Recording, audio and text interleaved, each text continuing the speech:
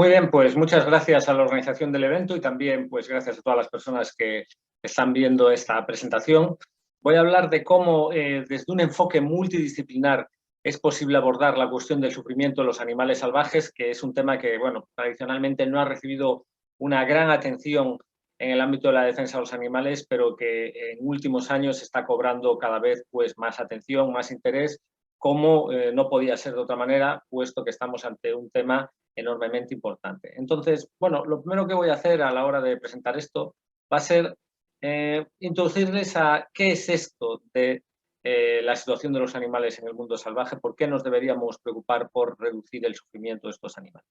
Y bueno, el hecho es que la primera constatación de la que podemos partir para abordar esta cuestión es que los seres humanos en muchos lugares del mundo pues están de hecho ayudando a un gran número de animales salvajes en múltiples situaciones. Aquí pueden ver un ejemplo de esto, como un cervatillo atrapado en un lago congelado pues está siendo asistido. Aquí tienen otro ejemplo de cómo pues está dando ayuda a unos elefantes que habían caído en una especie de estanque de barro, de arenas movedizas. En otros casos se llevan a cabo iniciativas ya un poco a mayor escala, como es pues, la construcción e instalación de madrigueras artificiales para animales que si no, pues no tendrían refugio y podrían morir. También todo el mundo tiene una cierta familiaridad con los casos en los cuales pues, mamíferos marinos, como pueden ser delfines u otros cetáceos como ballenas, se ven atrapados en playas y son pues, ayudados. Y además de esto, pues existen otras iniciativas como pueden ser pues, hospitales o centros de acogida pues, para animales enfermos, huérfanos, heridos, etcétera, ¿no? Hay muchos animales que de esta manera pues, han recibido asistencia en muchos lugares del mundo. Y muchas veces esto se lleva a cabo porque hay una motivación pues, conservacionista o ecologista, pero también existe una motivación centrada en la ayuda a los animales como individuos sintientes que están en una situación de necesidad, ¿no? Asimismo, existen otras iniciativas que muchas veces lo que pueden es servir de freno a que los seres humanos causen daño a los animales, pero que también pueden ser de ayuda a los esfuerzos realizados para reducir su sufrimiento por otros motivos. Y un ejemplo de ello es el de los programas de contracepción, ¿no? Que se llevan a cabo en muchos lugares. Aquí les he puesto un par de fotos de apariciones en prensa de iniciativas de este tipo en distintas ciudades, en el caso de pues, animales salvajes que viven en entornos urbanos, animales no domesticados que viven en entornos urbanos, como serían fundamentalmente en este caso las palomas. Entonces, estas iniciativas son alternativas a aquellas intenciones que hay a veces de matar a estos animales, cuando, por ejemplo, su número sobrepasa pues, una cierta medida, pero también pueden ser de ayuda cuando, por ejemplo, queremos evitar que los animales sufran un cierto daño natural. Por ejemplo, imaginemos que hay un invierno muy duro y los animales de una cierta población no tienen comida y les podríamos proporcionar un alimento a estos animales para que no murieran, pero si hacemos esto corremos el riesgo de que sus poblaciones se multipliquen y en el futuro el problema simplemente sea mayor. Entonces, ante esto, lo que podemos hacer es combinar estos esfuerzos en ayuda a los animales con iniciativas de contracepción que lo que hacen es darles ayuda sin que tenga lugar, sin que se dé ese efecto negativo que puede tener nuestra acción. Y bueno, lo que sucede es que todas estas iniciativas pues, son muy importantes porque lamentablemente, tristemente, contra lo que muchas veces se cree, las vidas de los animales en el mundo salvaje no son en absoluto idílicas, sino que se enfrentan a muchas circunstancias que les causan sufrimiento y les causan muchas veces una muerte prematura, ¿no? Puede ser pues, por condiciones climáticas hostiles, por falta de comida, por falta de agua, también muchas veces por enfermedades, parasitismo, distintos conflictos, en fin, son múltiples los factores que afectan muy negativamente, de manera muy dura, a los animales en el mundo salvaje, ¿no? Y estos factores a veces hacen que estos animales sufran sin que les podamos dar ayuda, pero muchas veces sí podemos darla, como hemos visto con anterioridad. Entonces aquí la cuestión es ¿por qué no hacerlo? ¿Por qué no acudir en su defensa cuando ello es posible? Y es importante tener en cuenta que lamentablemente estos factores que afectan a los animales muchas veces les afectan cuando son muy jóvenes y hacen que tengan vidas llenas de sufrimiento, porque son muy jóvenes cuando mueren, padecen el sufrimiento de los procesos que llevan a su vida, pero al ser tan jóvenes no pueden contener experiencias muy positivas en tan poco tiempo. Y esto es especialmente relevante, y va en relación con la foto que están ustedes viendo ahí, debido a que en la naturaleza la estrategia reproductiva predominante consiste en poner un montón de huevos, en tener un gran número de crías. Como pueden ver ahí, es una puesta de huevos, eso que están viendo ahí. Y bueno, esto a lo que lleva es a que una gran parte de los animales pues no consiga llegar a una edad adulta y muera muy joven, ¿no? Y estos animales muchas veces pues ya son perfectamente sintientes cuando salen de sus zonas.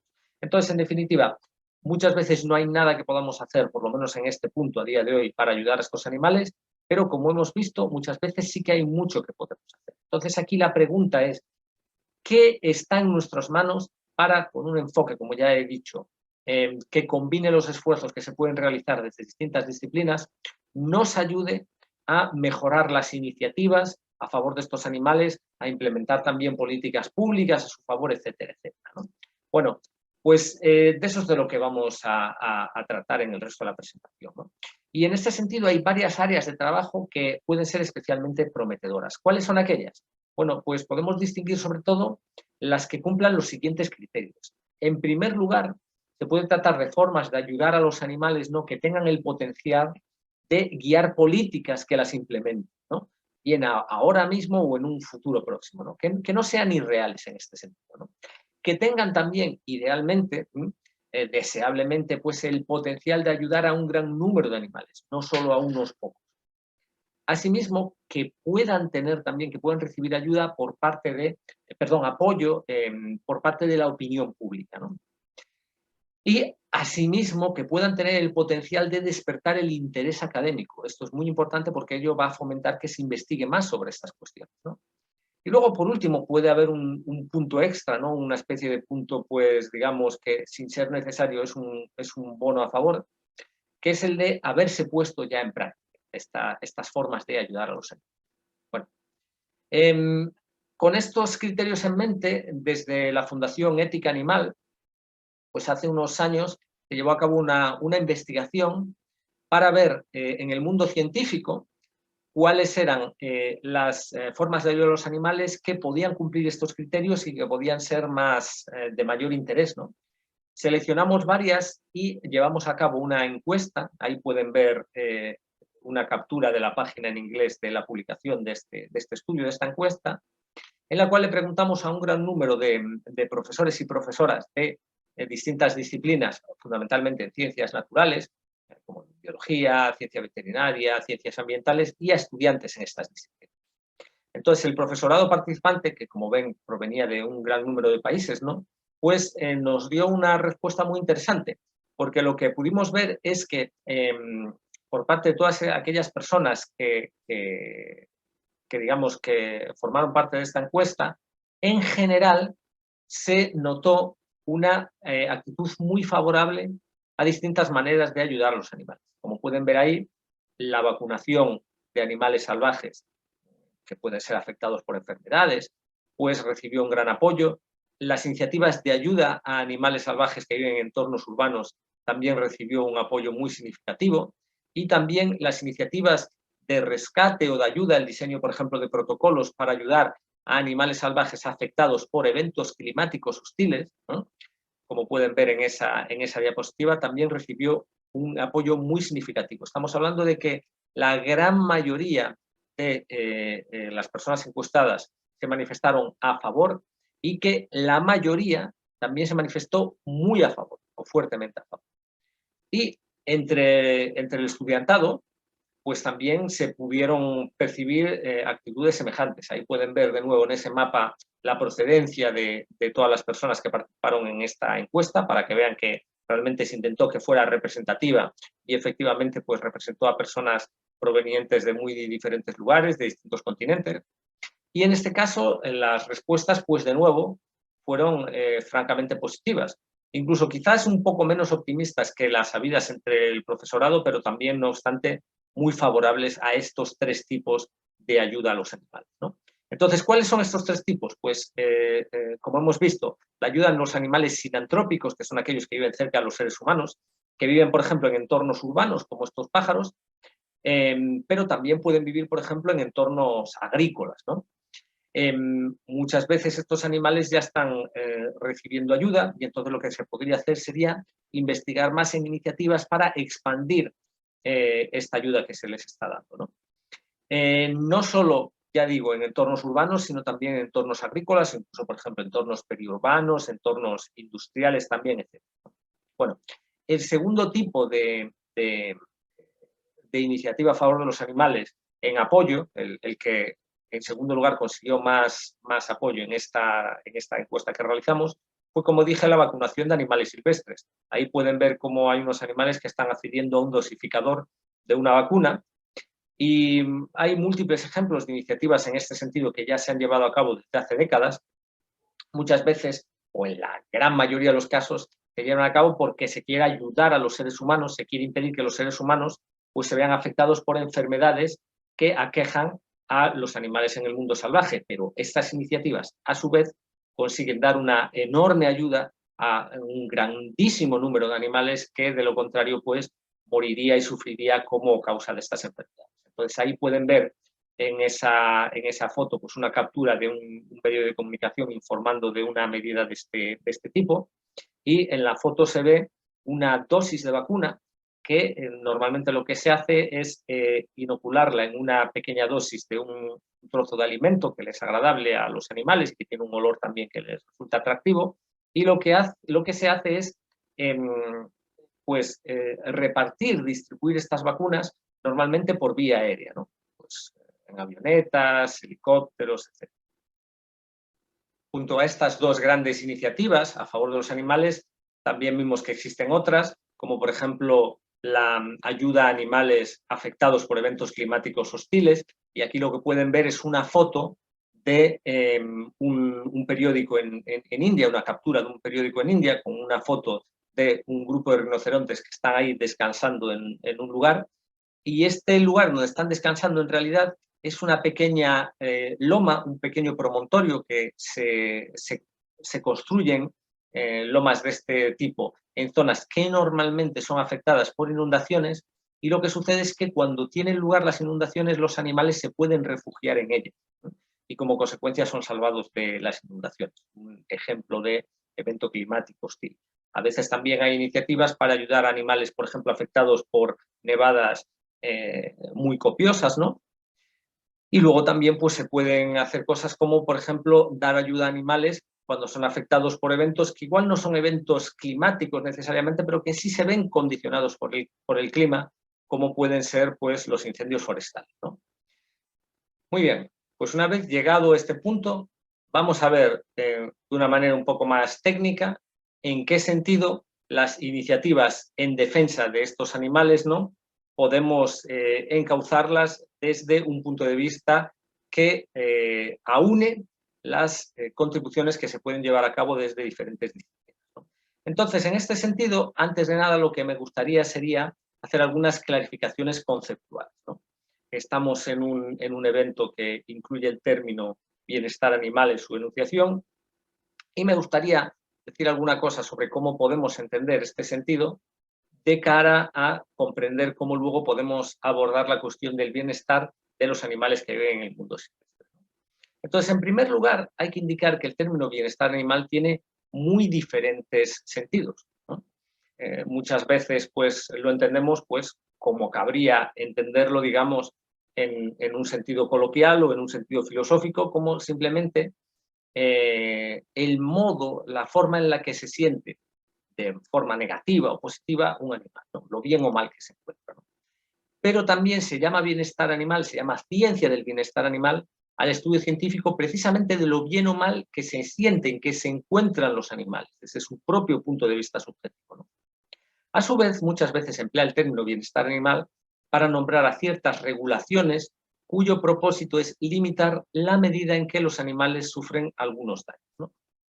Y luego, por último, también a veces se emplea este término para nombrar una determinada posición, un punto de vista ético, consistente en la opinión de que los daños que sufren los animales debido a su uso para la obtención de ciertos productos o servicios de origen animal, pues deben ser reducidos, pero no necesariamente eliminados. Aquí la idea es que el uso de animales como recurso está justificado siempre y cuando se minimice, se reduzca en cierta medida los daños no intrínsecos a tal uso que padecen los animales.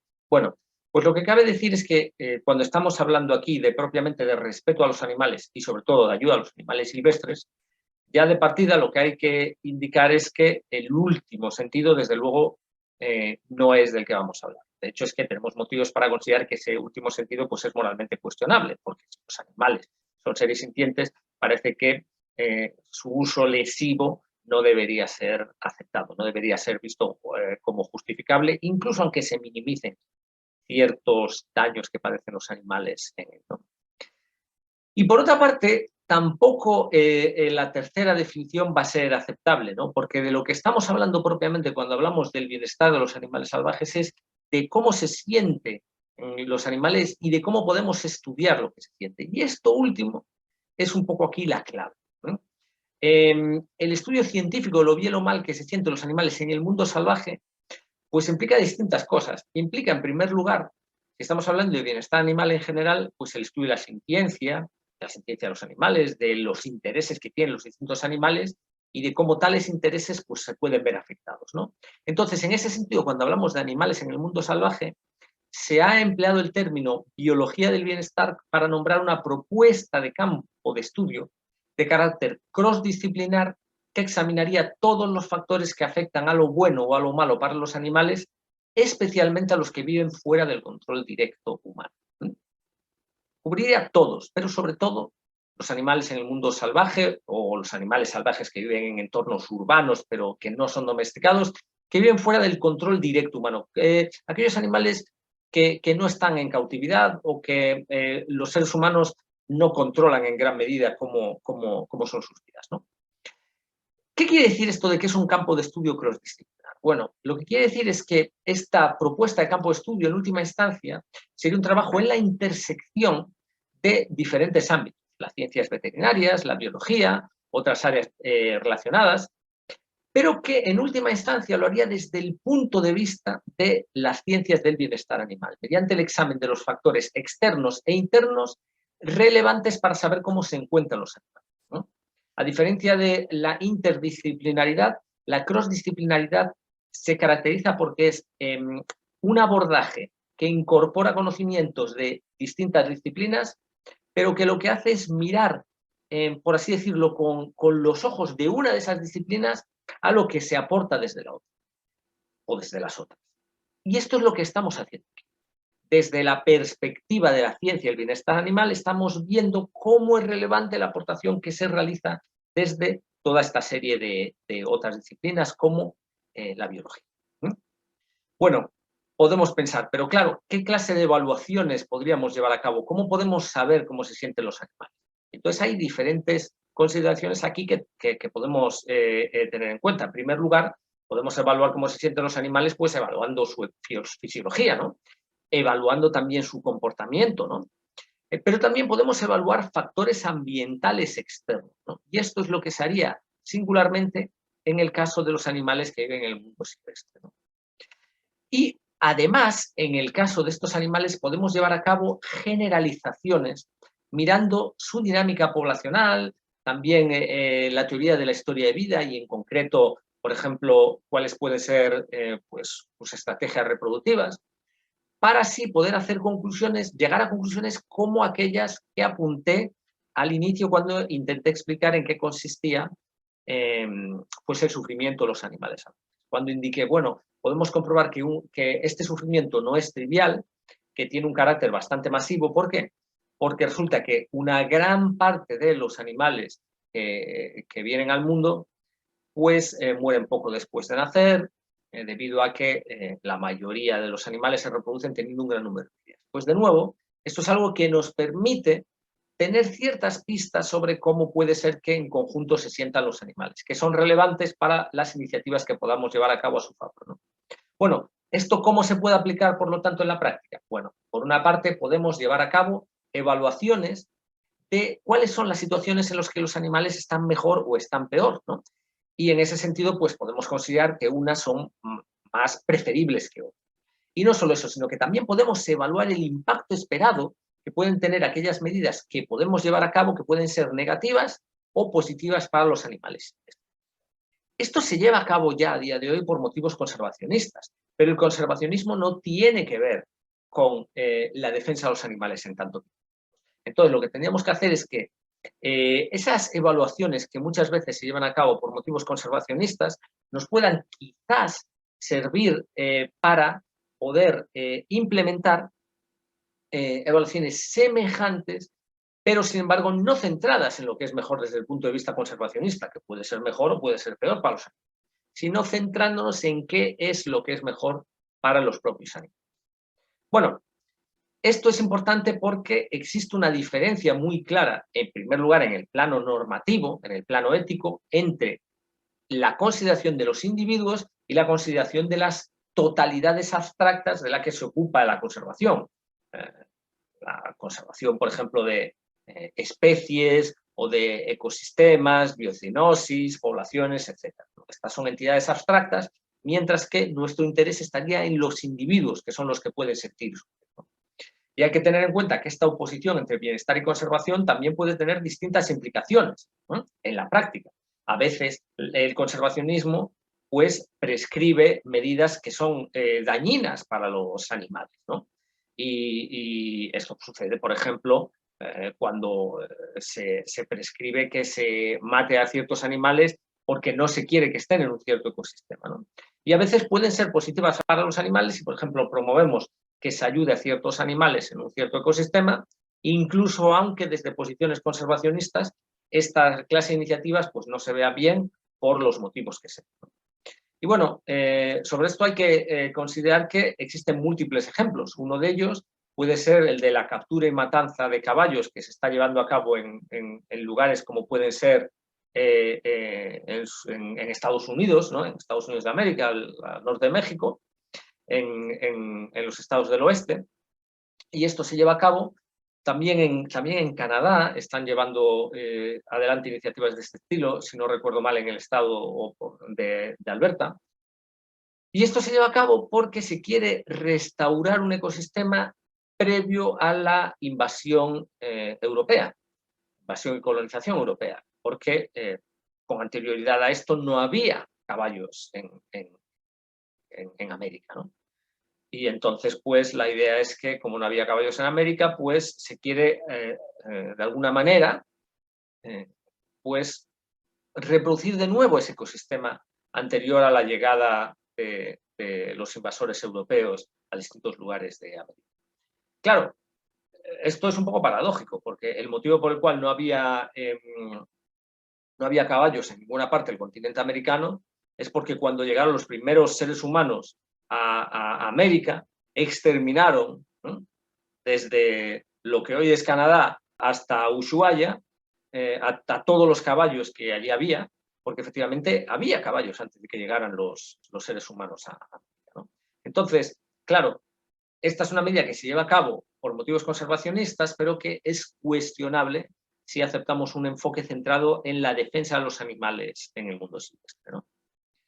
Entonces, ¿qué es lo que podemos hacer sobre esto? Bueno, hemos visto ya algo en lo que toca a los enfoques desde las ciencias naturales, pero en otros ámbitos, como puede ser el derecho y el ámbito político, podemos promover políticas públicas, podemos también promover iniciativas legislativas, también intentar conseguir victorias judiciales en este ámbito y realizar un trabajo académico de fundamentación de la necesidad de incluir en los ordenamientos jurídicos y en las políticas públicas pues la ayuda a los animales en el mundo salvaje o la consideración de sus intereses, ¿no? En el ámbito, por ejemplo, de la filosofía y las ciencias sociales se puede llevar a cabo una defensa desde el plano normativo de esta causa. Se puede también llevar a cabo una clarificación conceptual, ¿no?, como por ejemplo he intentado llevar a cabo aquí al intentar clarificar los distintos sentidos de bienestar animal, distinguir lo que implica, por ejemplo, el conservacionismo y la defensa de los animales, ¿no? Puede también, desde el ámbito de las ciencias sociales, estudiarse cuáles son los públicos objetivos a los que nos hemos de dirigir con este mensaje, ¿eh?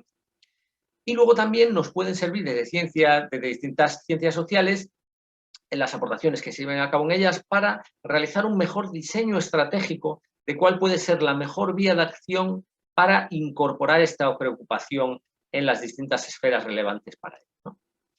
Y, bueno, en el ámbito en concreto de una de las ciencias sociales o de un grupo de ciencias sociales, aquellas centradas con la información y la comunicación, pues en particular sería muy importante la contribución que se pueda llevar a cabo con la incorporación de este problema en los mensajes que se comuniquen a nuestros distintos públicos, ¿no? Y también, por supuesto, con este hincapié que, como ya he indicado, es necesario con respecto a la distinción entre la defensa de los animales y el conservación. Por último, desde el plano de la comunicación también se puede llevar a cabo una difusión del resultado del trabajo realizado en otros campos como aquellos que he citado con anterioridad. Entonces, en definitiva, lo que podemos ver es que existen contribuciones que se pueden llevar a cabo desde múltiples disciplinas a esta cuestión. Yo les animaría a echar un vistazo a los vídeos de la Fundación Ética Animal que están disponibles en YouTube, que de alguna manera incorporan todas estas aportaciones realizadas desde distintos ámbitos, ¿no? Y bueno, también pueden ver este libro que está para su descarga electrónica, donde se explican todas estas cosas de las que he hablado aquí, en la web de Ética Animal, o visitar directamente la página, que está disponible en múltiples idiomas. Ahí he puesto el hindi, ¿no? Pues para mostrar que está disponible ya en este momento en 10 lenguas, no solo en castellano. Así que sin más, pues eso es todo lo que les quería contar. Espero que esta presentación haya sido de utilidad. Espero que, bueno, haya servido un poco para comprender mejor en qué consiste el sufrimiento de los animales en el mundo salvaje, las iniciativas a su ayuda, por qué este es un ámbito prometedor, por qué este es un ámbito importante y, sobre todo, cómo desde múltiples disciplinas científicas podemos contribuir en diferentes ámbitos de estudio en el ámbito académico para promover que la preocupación por este tema vaya en aumento y para conseguir que efectivamente en la práctica, más temprano que tarde, pues se puedan efectivamente llevar a cabo iniciativas que consigan reducir el sufrimiento de los animales salvajes. Así que muchas gracias por su atención y espero que nos sigamos viendo en otros eventos.